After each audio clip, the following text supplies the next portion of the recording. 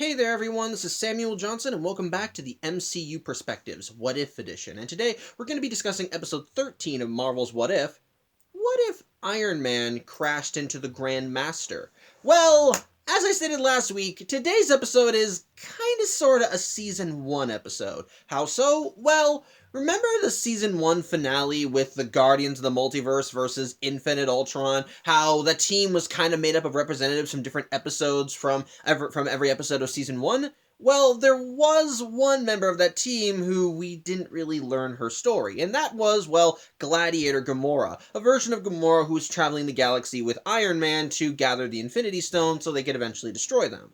Well, like I said, one of the complaints I had with that episode was that, well, we didn't really know that version of Gamora. We didn't have any details about her, and as a result, seeing her in the episode really did not feel as impactful, especially since the episode didn't really elaborate on what her story was. She was just there. But the thing is, her episode was supposed to be a part of season 1. It's just that for whatever reason, it never got finished, and as a result, when season 1 got to air, that episode was just kind of left on the cutting room floor. Thankfully, it was still finished for season 2, but it's still kind of clearly a season 1 episode. How so? Well, let's take a look at it and find out, as we finally learn the tale of that version of Gamora by learning of the tale of this world's Iron Man. So, what's the point of Divergence? Well, we already know Iron Man's story. We even talked about it in the previous vlog for What If, as there was a previous episode where Tony Stark was central focused, as in that episode, Tony Stark was rescued from Killmonger at the moment that would have gotten the shrapnel stuck in his heart. However, in this reality, the point of Divergence is actually further down the line. So remember the Battle of New York, where Tony Stark, where the Chitauri invaded, were destroying New York, and ultimately Iron Man made what would have been an ultimate sacrifice by taking a nuclear missile that was launched in New York and redirecting it into the portal that the Chitauri were coming from? Well, that also happened in this reality. And, well, the point of Divergence? Tony didn't make it back to Earth. The end result is when he was falling through as he was falling through space back to that gateway that would have led him back to Earth, well, he kind of missed the marker by seconds as the portal closed just as Tony was passing through it. The end result? Tony never made it back to Earth. Ultimately, the Earth was still saved. His sacrifice still stopped the Chitauri, and the Avengers were still celebrated as heroes. And hell, even Tony was kind of propped up as a martyr because of it. But as for what happened to Tony, well, let's talk about Sakaar. So, for those that don't, again, recap, Sakaar is meant to be kind of like the dumpster ground of the universe. Basically, anytime someone travels through a portal or a gateway and then loses their way, they end up on Sakaar. And as a result, Sakaar is typically where where refugees come, where old scrap metal comes. And in the midst of all this garbage and junk, there arose a man by the name of the Grandmaster, who created an order among the chaos, propping himself at the top and pretty much making that anything that came to Sakaar, he came to collect. As a result, Sakaar is a world of scrap metal, traders, basically your average basically just your average jackasses who are willing to steal whatever it can just to make a quick buck. And of course, the society has the Grandmaster at the top, just taking the most spoils. And of course, in the main universe, the heroes that landed on Sakaar were at first the Incredible Hulk, who crash landed on there after the events of Age of Ultron and became the Grandmaster's greatest champion. And then after that, Thor, as he and Loki wound up crashing onto Sakaar after they got thrown out of the Bifrost by Hela.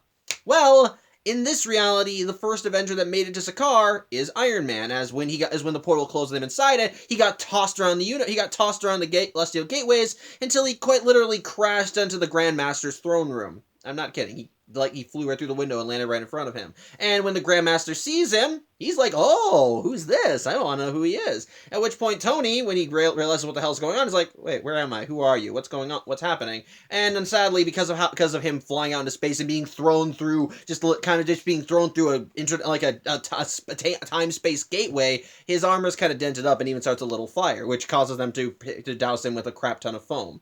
As such, Tony wants to know what's going on, but as the Grandmaster starts getting a better look at him, specifically at his armor, he recognizes him because, yeah, the word of Tony's accomplishments on Earth again and the victory against Atari have actually reached across the universe. And the thing is, well, from Tony's perspective, that just happened. Like, for him, it's maybe been like a minute at best since he redirected the missile into Earth and then got lost in space. But because of the space-time dilation, for everybody else, it's been a few days. And the thing is, word of Tony's account, and pretty much everybody's heard about it. So the Grandmaster looks at Tony and thinks he's a celebrity, though he at no point ever calls him Iron Man. He just calls him Mojo Man, it sticks throughout the episode, and Tony's annoyed by it. But point is, he thinks that Tony's awesome. He thinks he can't pass up the chance to have such an honored guest here, and it's a lucky thing too, because guess what? It's the Grandmaster's birthday, and he wants Tony to be the guest of honor.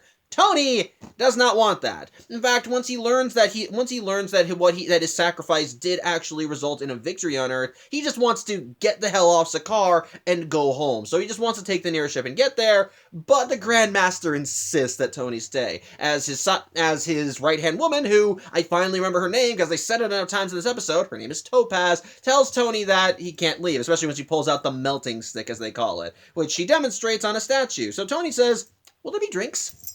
As such, Tony becomes the Grandmaster's guest of honor as we see how he's getting ready to celebrate his birthday. And that birthday is a death race. And Tony, what I love is that he calls that a chariot race, but Tony's like, no, this is like NASCAR. But ultimately, yeah, death race is no joke, as basically the Grandmaster takes all of his slaves and anyone else that competes in his tournaments and just kind of throws them in and gives them their own vehicles, and they just race around and try and get to the finish, and of course, anyone can use any means necessary to secure victory. And Tony's just watching, and as such, once the race goes on, Tony is, justifiably a little uneasy with this whole affair. Because after all, this is Sakaar. Nobody really gives a shit about well-being here. And as such, as people are being killed in the race, Tony's just getting more and more concerned about this, because, he's a superhero. And he's the good, basically, he's not okay. His moral fiber is not going to let him just sit back and do nothing, which, again, good on him. He may understand a threat enough to know that maybe he shouldn't push too much, but it's another thing when other people start getting involved. But either way, yeah, people are dying, and Tony's just kind of getting more and more concerned. Of course, even in the midst of all this, there are still some winners in the race that do get Tony's attention, such as, well, Valkyrie, as even at this point in time, she's still conquering the race. Although her vehicle does end up getting smashed, so she doesn't end up winning. Either way, she still survives, and she does get creative in getting out of it. But less creative and not as lucky is Korg, who is also participating in the race, and sadly, he almost gets taken out permanently, as in the middle of the race, the Grandmaster unveils his great champion, and since the Hulk hasn't landed here yet, his grand champion is this big elephant monster thing that I think is that Korg calls Schnappy, or maybe not Schnappy. I don't know what his name is, but I forgot what it was. But either way, Schnappy, as I'm going to call him, immediately rushes at Korg and ends up smashing his vehicle. And the end result, Korg gets kind of knocked aside, and Schnappy ends up closing in on Korg with the intent of eating him. I'm going to assume that he would have survived this whole thing, because I'm assuming this death race happened in the main timeline as well, so basically I'm guessing that something would have happened to save Korg's life.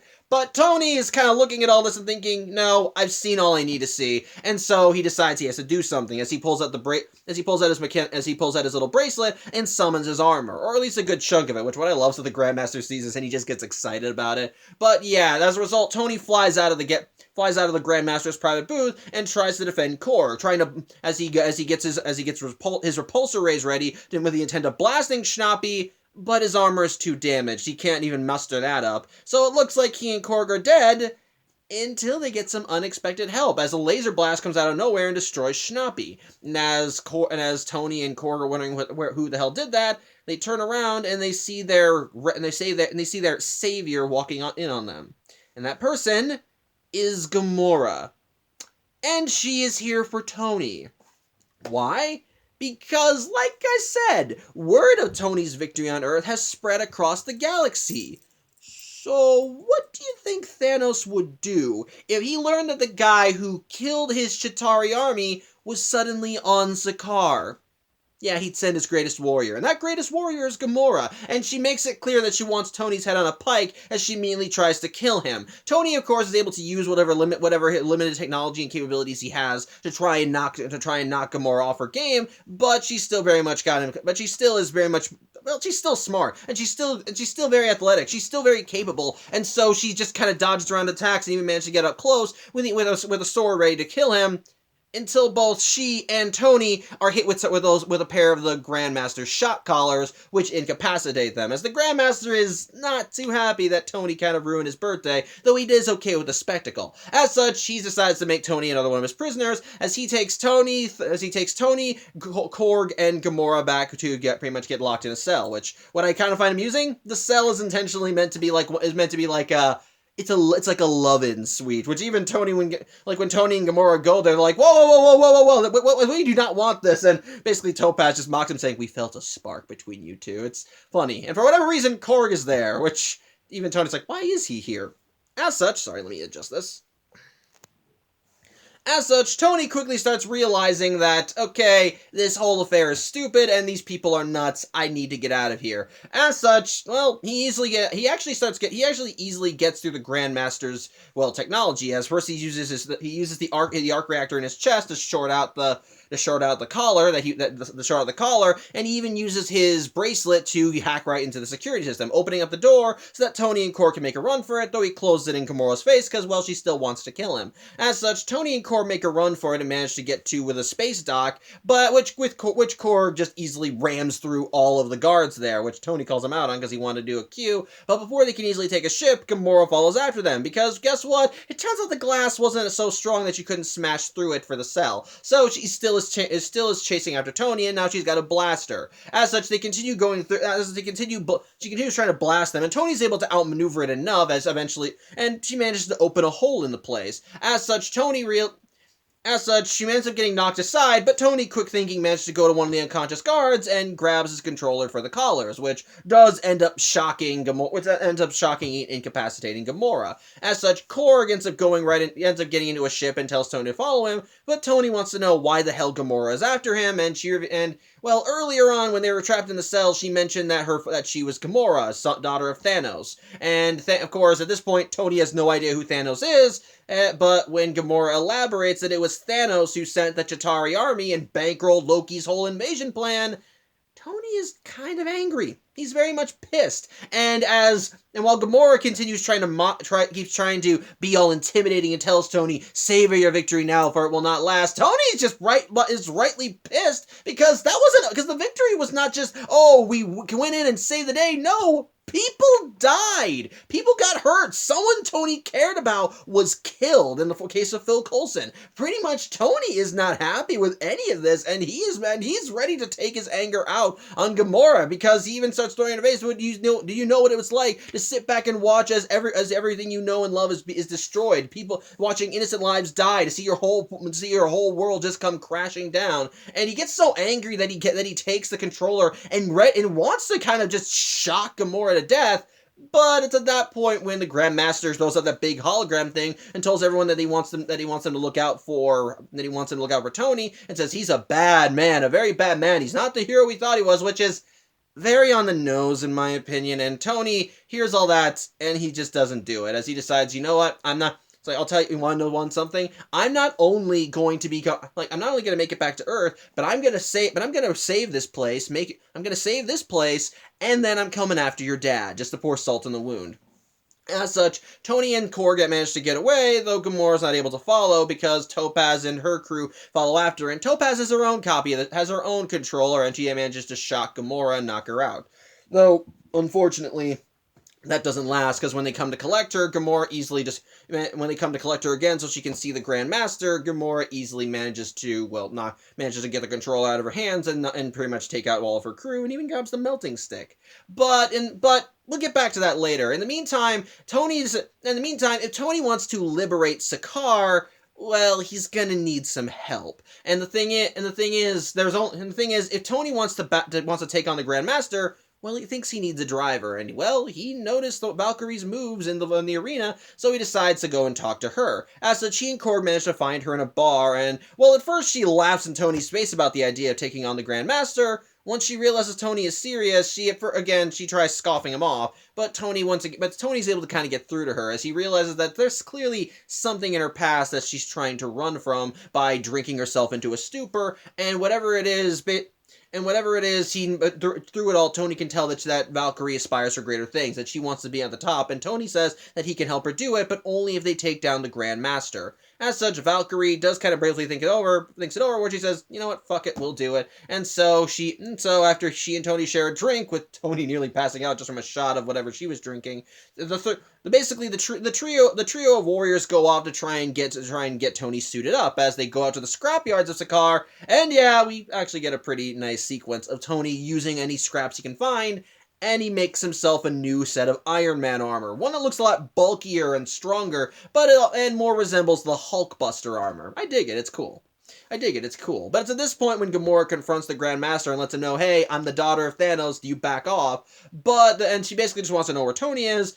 But, well, it's at that point when Tony actually manages to hijack the Grandmaster technology and throws up his own hologram. What he wants to do? He issues a challenge to the Grandmaster. He wants to challenge him to a death race and basically winner take all. Whoever wins the race will get control of Sakaar. And while at first Topaz tries dissuading the Grandmaster from accepting this offer since they already own Sakaar, well, the Grandmaster is intrigued by what Tony's offering, and, well, it's his planet. He can rig the game all he wants. Besides, he wants Tony's new armor. He thinks it looks cool. So he puts that up as what he would win if he won the race. And so Tony accepts the terms, and so the death race begins. Then, well, the thing is, throughout all this, Gamora still had her collar on, and the Grandmaster still has his copy of the controller, so he shocks her and paralyzes her, and pretty much tells her, you're gonna race too, and by all means, go after Tony. You know where he's gonna be, take him out. On top of that, another condition of the race is that the Grandmaster got to choose the chariots, so to speak. So yeah, the race is on. Basically, the Grandmaster gets all of his people together. He gets his own car. He has Topaz riding in her own car with the melting stick propped up on front. And of course, Tony arrives in his armor and is riding in actually a chariot. It's actually pretty fun. I love it. It's pretty fun. I love it. And basically, Valkyrie and Korg are sharing a car, so they're all good. And basically, yeah, the race is on. And it's a fun race. Let me put it this way, You know them. Yeah, anyone who watching this anyone who watched this video seen Spy Kids 3? Remember the race scene in that movie? It's like that, which I'm not saying that the race scene in this episode is bad too, because believe it or not, the race scene in Spy Kids 3 is probably one of the most exciting scenes in the movie. And this one is no different, because it is a death race, and the Grandmaster is playing to win, and well, he doesn't play fair, as his car is linked up to the entire arena that they're racing around in, as he activates traps, opens up new gateways, just starts putting everything in his way to try and dissuade all the other racers, and throughout the whole thing, he's all the way up in front. In the meantime, like the Grandmaster said, Gamora is racing in there as well, and Tony saw her come in and saw her get thrown into a car, and he put his own little communicator in there because he wanted to have some words with her about her wanting to kill him. But though she promises that she'll kill Tony there. In the meantime, so basically things are just going wild. At one point, Korg gets taken out of the race while he and Valkyrie are riding in the same car. His side got knocked out because he was riding shotgun. And in the meantime, Gamora continues trying to shoot Tony down, and basically throughout the whole thing, Tony is just trying to talk her down because he kind of understands her. She's trying to live up to the standards of her father, and Tony more than knows what that's like because he's always felt like he's lived in the shadow of Howard Stark. And likewise, he does sympathize with her essentially feeling like she can't have any other life. Because after all, as the daughter of Thanos, she's a murderess. She's a warrior. She's done a lot of terrible things, and basically, she doesn't feel like there's a lot for her in the universe. But again, Tony relates to that because, well, he's been there. After all, he used to be a weapons manufacturer, but it wasn't until he saw firsthand the people suffering from his work that he wanted to turn his life around, which is what eventually led to him being Iron Man. And again, throughout all this, he keeps trying to get to Gamora and keeps trying to tell her the choice is ultimately yours, and you can choose to be better. But even throughout all this, the death race is still going on, and it's still really awesome. Topaz tries catching up to Tony, and his chariot gets destroyed, but Tony anticipated this because guess what? His armor configures into a race car, which is fucking awesome. I love, and basically, even as the Grandmaster continues rigging the game, Tony is even catching up to him to the point where he's in second place. And they're getting closer to the home stretch, and the Grandmaster, to try and even the odds, pulls out two of Schnappy's siblings that, which do end up almost killing Tony, but as Gamora gets closer, that's when Tony gives the whole "it's your choice" thing, and you can choose to be better. And Gamora, while having Tony right in her crosshairs and ready to shoot, decides not to, especially since at that point he asks her, I never caught your name. I never caught your name. And basically he told her you can be more. You can either be Thanos' daughter or you can be yourself. And when she introduces herself, she says, "My name's Gamora," and she just shoots the monsters. It's a cool moment. But either way, this gives Tony enough leeway to catch up with the Grandmaster. While he tries blowing up a tunnel they pass through to stop Tony, Tony's catching up. And while it looks like they're neck and neck and the Grandmaster is about to achieve victory, well, Tony's got his own little tools as he activates his arc reactor, and that gives his armor car the boost it needs, that it actually eclipses the Grandmaster's car, and he wins the race. Just by a hair, but he wins. Of course, once the race is over and Tony gets the armor back into position and the Grandmaster gets out of his car, the Grandmaster tries to say, "Oh, it's a tie." So and in the case of tie, the leader gets to choose, and that makes me. Which Tony's like, "What?" Tony tries throwing it back into space, but the Grandmaster tries once again to use Topaz as his ace in the hole, since she's now racing up to them, and she still has the car with the melting stick on it. But thankfully, Valkyrie did manage to make it all the way to the final lap, and while her car was taken out, it's not completely destroyed. And as a result, as Valkyrie sees Topaz coming up, Valkyrie manages to crash her vehicle right into Topaz's, which in turn causes the whole thing to fall apart, to pretty much just explode, and sends the melting stick flying and landing directly at the Grandmaster's feet. At which point it activates. And it's touching the Grandmaster, and it does. And result, the Grandmaster melts, and he is in a lot less pain than I thought he'd be. It's weird. But one is, the Grandmaster's down, and rather than celebrating Tony, the people of the crowd actually start cheering for Valkyrie. And so while Valkyrie's a little surprised by this, Tony said, "I think they just crowned you their king."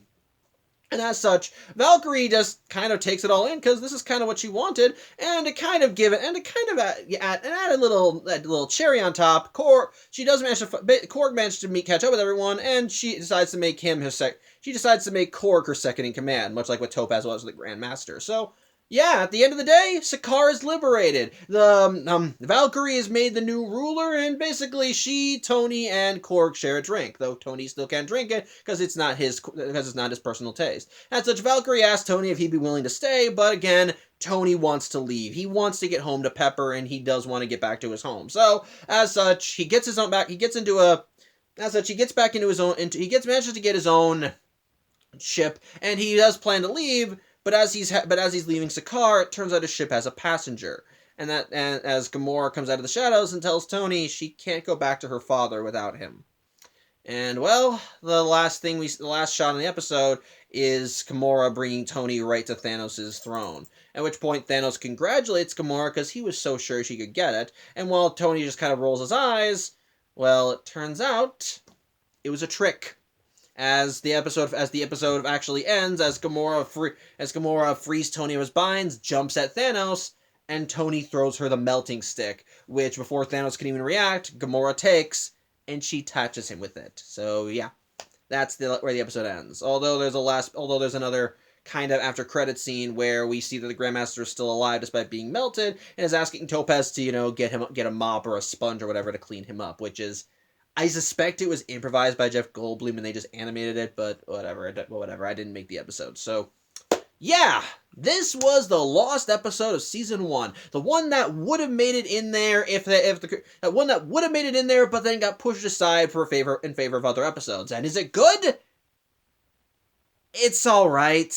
It's all right. I'd say it's all right. I don't say it's a bad episode by any means, but it's clearly a season 1 episode, and if you look back at any of the season 1 episodes of What If, they kind of are a lesser quality than what we've seen so far. That doesn't mean the episodes of season 1 were bad, because there were still some gems in season 1, like what if T'Challa became a Star-Lord, or what if Doctor Strange lost his heart instead of his hands, because those are both some really good stories, and I still love What If Thor was an only child. That was just a fun time, and you cannot convince me that wasn't great.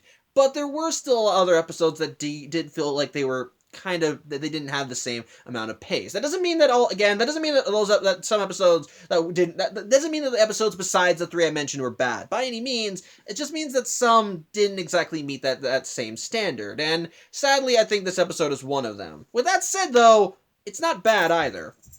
It's still, because at its core, because really, the premise alone for this is a very interesting one. What if Tony Stark landed on Sakaar? And for the most part, I think it handles the premise well, because everything is actually written in character for everybody involved. Excuse me one second. Sorry, Chindy wanted out. But like I said, the writing for everybody involved is very much in character. Well, I like how they showcase Tony in this one, because it further showcases why Tony is still an awesome character. Because once he gets to Sakaar, he's very much just kind of a little weirded out by the strange alien customs and by the weird guy with the little blue thing under his lip. But he does understand enough to realize that this guy is clearly not well in the head, and he's pretty much just treating Sakaar like his own personal playground, and so he clearly needs to do something about that. Because that's actually something I like, the reason which we see Tony's breaking point in the episode, when he at first was planning to leave Sakaar, but then was threatened to stay when presented with the melting stick. But eventually, as he started seeing more and more of just how much people were suffering in this world, and how the Grandmaster was just treating contestants in his little death games as if they were just nothing more than disposable, that's when Tony decided, okay, no, don't like it here, I'm fixing all this. And that's what resulted in him wanting to actually put a stop to the Grandmaster's grand designs, as he went to go save Korg, despite the fact that his armor wasn't at peak efficiency. And then after he managed to get out of prison, he and Korg decided, okay, if we want to beat the Grandmaster, then we need to try and beat him at his own game. And as a result, that's when they recruited Valkyrie, and again, we see Tony being more brilliant, as from the various scraps around Sakaar, he manages to make a new Iron Man armor, which again, like I said, is kick-ass, and it still is very capable, it's very smart, and it's again refreshing to see Tony in his element, because again, when you go back and watch season 1, there was always that running gag that every episode that featured Tony resulted in him dying, and yeah, that was kind of true no matter the episode.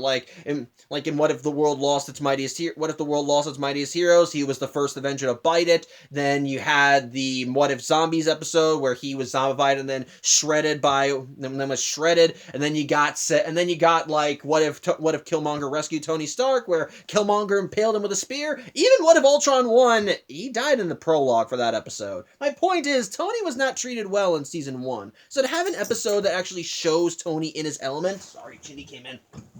And actually utilizing the tools he has on standby, and begins using them to try and keep things good, to try and make himself stronger, outthink his opponents. It actually works really well. He doesn't just sit down and take all this. He does pay attention. He uses the arc, like I said, he used the arc reactor to shred at his collar. He uses his bracelet to hack the Grandmaster systems. Hell, he pays attention enough to how the collars work to be able to incapacitate Gamora when she tries to kill him when he and Korg are trying to find a ship to make a getaway. So again, we see him being smart, and he does still think things through. And I like but even then, despite all of this, he still is trying to help Gamora. He recognizes her as a threat, and he does briefly want to see her pay, because her daddy is Thanos, and Thanos is the one that bankrolled Loki's whole Chitauri invasion plan. But at the same time, he wants to try and still live. At the same time, he realizes that, no, I can't be this kind of person. I can't be vengeful. I need to be good. I need to be helpful. And as a result, when he sees Gamora again during the death race, rather than treating her like the enemy, he instead tries to sympathize with her. He tries reaching her good side, as he tries telling her about how he understands what she's going through, and that she doesn't have to be the thing that everyone says she is. And I like that. I very much like that, because it still shows Tony's strengths as a character, not just what he's capable of, but also the strength of his heart. At the end of the day, he is a good person, and there's a reason why he goes around shooting things up in an iron suit, because he genuinely wants to do good by other people, not because he gets a kick out of it, but because he wants to make sure he wants to use his technology for the benefit of others, rather than using them as a means to kill more innocent people. I like that. It still shows the strength of what makes Tony Stark. Apologies, slight family emergency. But like I said, Tony's actually very much written in character, and he's written very well. So in that regard, it still has a strong lead, and it still has all the classic all the Tony Stark quirks and mannerisms that do make him an enjoyable and very strong and likable character. So in that regard, it's still good. And on top of that, the action is still really kick-ass. It's like it's still very well done, and quite frankly, the death race is still a very awesome scene. And likewise, and like I said, going back to seeing Tony utilize his strengths as a character, I love seeing him outmaneuvering everybody in the death race. I love how he uses the weapons that he has on standby to kind of be on an even keel with everybody else. I like that his armor doubled as a race car. That's, again, smart of Tony. I like that he prepared for that. I like that throughout the race, he kind of understood that Gamora would be gunning for him, so he tried talking her down, which again goes back to the whole positive character traits with him. So again, it's still very good, and the death race is just a spectacle to watch, and I had a fun time throughout. I just had a fun time throughout it. So on that regard, it's still nice, and I also do like, and quite frankly, I do like that in this continuity, it was Tony that helped Gamora kind of see the light. As like I said, he sympathized with her, feeling like she had to be in her father's shadow, and likewise, while he had justifiable reasons for being angry at her, considering what her daddy did and what he wants. But by that same token, he still is trying to help. By that same token, he is still trying to be a good person, and he realizes that there is a good soul in there that just needs to be nurtured. Again, let me adjust this a little. So in that regard, it's still very good, and so in that regard, it's still very much well done, and of course it still has a lot of fun action, and it still has a lot of fun characters. Again, the Grandmaster's a fun villain, and of course we still got some genuinely charming stuff with Korg and all that, like his and Tony's little buddy-buddy action and so forth. But with that said, why am I still thinking the episode is just alright? Well, because the plot is really very standard, and here's the thing. You can very easily tell that this is a season 1 episode of What If. Like I said, when it came down to the last 3 episodes we've looked at so far for these blogs, those episodes kind of were better paced, if that makes any sense, as they actually did feel like they were trying to tell complete stories with the premises they were given. In the case, like going back to what if Nebula joined the Nova Corps? In that continuity, we were shown the point of divergence and shown what led Nebula to her being a member of the Nova Corps, and from there, it told a story set they told a story with that premise in mind. At its core, it was just kind of a murder mystery with Gamora trying to unravel it as she started discovering a grander conspiracy in the works. And while that story also had its flaws, at the very least, it still flowed a lot better. And likewise, going back to what if Peter Quill attacked Earth's mightiest heroes, that episode, despite what I felt a little rushed in some regards, still felt like things were better paced and led into each other better,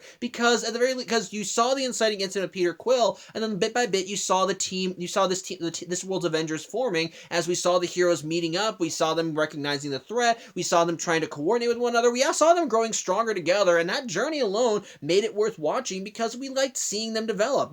We liked seeing them develop and how they were working off of each other and grew as people. Again, it worked. And then of course, even in What If Happy Hogan Saved Christmas, we got a quiet start with seeing the Christmas party starting up, with Justin Hammer and his goons coming in. At the very least, it still was, and then when the action started, we kind of we got some tense stuff going in there as Happy tried to get around his stuff, as well as still trying to survive Avengers Tower security as the Hulk blood was flowing through his veins. So again, each of those stories at least felt like complete stories in some regard, whereas this one, it just throws you into the deep end of the pool and just keeps the plot rolling. It very much makes you feel like that you already should know who these characters are before going in. And before you say, well, isn't that the whole point of What If? Taking pre-established characters and then throwing them in a different setting? To which I say, yes, but going back to the first 3 episodes, those episodes at least treated the viewers as if these characters were their own. Well, it treated the viewers like this was the first time they were watching these stories. And I don't mean that in a sense to sound insulting, because that does sound insulting if said out loud. But what I mean is, it establishes enough about the characters in their settings so that even if you're unfamiliar with any previous MCU material, you can still get an idea of who they are and what their general situation is. And thus, when the inciting incidents begin occurring, we understand it. In the case of What If Peter Quill attacked Earth's Mightiest Heroes, we didn't really need it. We were told what Peter Quill's deal was from the get-go, but at the end of the day, he was a major focus, but he wasn't the primary focus. The primary focus was seeing the Avengers team come in, and likewise, when Peter Quill does start eventually realizing that his daddy is truly and beyond all doubts a monster in every sense of the word, which, okay, he started already understanding that, but he hit his breaking point when he learned his dad killed his mom. But in that regard, we already, in that sense, we already knew enough about Peter so that we still could get a firm grasp of him. And on top of that, the characters that we saw were established well enough so that you can still kind of grow attached to them. And it's a similar case to the other ones. In the Nebula story, we were told what her basic setup is, and thus we were presented with her in this certain scenario. We didn't have to know who she was because the story was detached from who she was prior to the events of the episode. And as a result, we were able to just kind of see a story with this version of Nebula rather than seeing her kind of in a transitionary phase. And then again, Happy Hogan Save Christmas, they established what the setup is. Happy's the head of security at Avengers Tower, and so he's here to make sure that everything's going well, and then Justin Hammer comes in and starts wrecking everyone's shit. So in that regard, they establish things, and despite the fact that those episodes do somewhat rely on you having to know the characters, at the very least, they still go in with the expectation that maybe you could... They still go in making sure that even if you don't know who they are, you can still kind of enjoy the episode and have fun. Whereas with this episode, it throws you into the deep end of the pool and then just kind of keeps the action going. Everything still feels fast-paced. It very much makes you feel like you need to know who these characters are before going in, which again, considering What If may not always be a bad thing, but in that regard, it doesn't really stop to establish who they are as people. It expects you to already know who Tony Stark is. It expects you to already know who the Grandmaster is. It expects you to already know who Gamora is. It doesn't really take any time to let them breathe or establish themselves because it kind of goes in with the mindset of, oh, you already know who these guys are. We don't need to worry about that. Let's just get to the action. Which, as a result, does make the episode feel lesser, and it makes it feel very fast-paced. Plus, that one scene with the Grandmaster talking about how Tony Stark wasn't the hero everyone went on. He's a Batman, while Tony has his finger on a literal button that could shock Gamora to death. It feels too on the nose. I think it would have been better if the Grandmaster didn't have a narration at that point.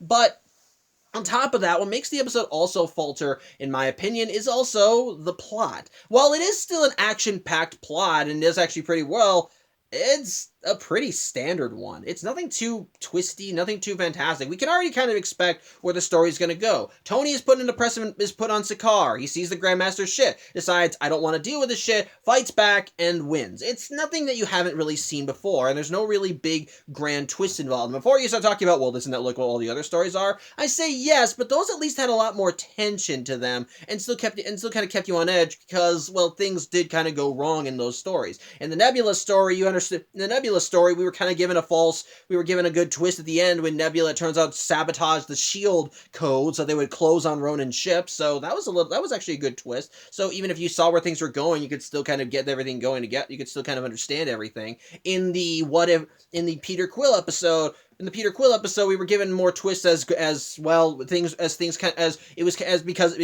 Peter was kind of pulled between his roots on Earth and his father, and the Avengers actually offering him hand of friendship. Plus, we got the stuff with Bucky and him having him in his literal crosshairs. And the episode, and to be fair, again to the episode. And again, to this episode's credit, when Tony was talking with Gamora, when Tony was talking with Gamora, it did actually feel tense as she had her moment, her revelation, as she had Tony in her crosshairs, but it also loses points because we already know going in that she's gonna side with Tony in the end. After all, when we saw her in episode 9 of What If, she and Tony were looking for the Infinity Gem, or for the Infinity Stone, so, yeah. So, yeah, but either way, that still had more tension to it. And even the stuff with Happy in the Christmas episode, that one at least still offered more hijinks as Happy was trying to sneak around Avengers Tower, but still had the deck stacked against him because, well, there were still innocent people in there, and he had to kind of be careful what he did, or else someone would get hurt. Especially since even as he did transform into the Freak, he still couldn't fully grasp what he was capable of. So in that regard, there's still tension in those episodes. there were still unexpected twists and turns in those episodes, and they did keep amping it up. Whereas with this one, you can still kind of see the general outline of things are going to go. It doesn't make it any less entertaining, of course, because again, the good writing for the main, like I said, everyone's still very much written in character, so they still are a joy to watch. The Grandmaster is still kind of a delight to see as the bad guy, especially when he's just being all smarmy and self-confident about himself and just kind of laughing at everyone, even as they're in defeat. I love Tony. Tony is still very much written in character, and he's still a very nice and strong lead, and of course that makes him good. Again, the action is kick-ass. The action is still kick-ass, especially in the death race. I love what Tony does by trying to win Gamora over to his side. It's just that what holds the episode back is that it just kind of throws you into the deep end already expecting to know who these characters are, and then likewise the plot is a pretty standard stuff that doesn't really do anything too different with the premise. It doesn't really do anything too different from the premise. And it's ultimately, again, you can forgive it all in some regards, because again, good character writing, good action, a good villain. It's ultimately entertaining. It's just that these key factors do hold it back a little. And as a result, while I do enjoy this episode, and I think it's a lot of fun and I had a good time watching it, it's ultimately not a great one either. It's just all right, and you can very much easily tell it's one of those season 1's leftovers. So take that what you will. At the end of the day, I personally enjoyed it, but I can understand why people would probably kind of raise an eyebrow at it. So yeah, that's all I have to say. So yeah, I thank you for watching. I hope you enjoyed the video, and I hope to see you next week, because guess what? Next week's What If? It's a sequel. Yeah, we're going to be checking back in with the previous universe. Which one? Well, I think it's time we check back in with Captain Carter, because, well, at the end of season 1, we saw that the bad guys had the Hydra Stomper armor. So it's time we see exactly how that plot line develops. So either way, I hope to see you next week. Like I said, I hope you enjoyed the video, and as always, I hope you have a good day. Take care.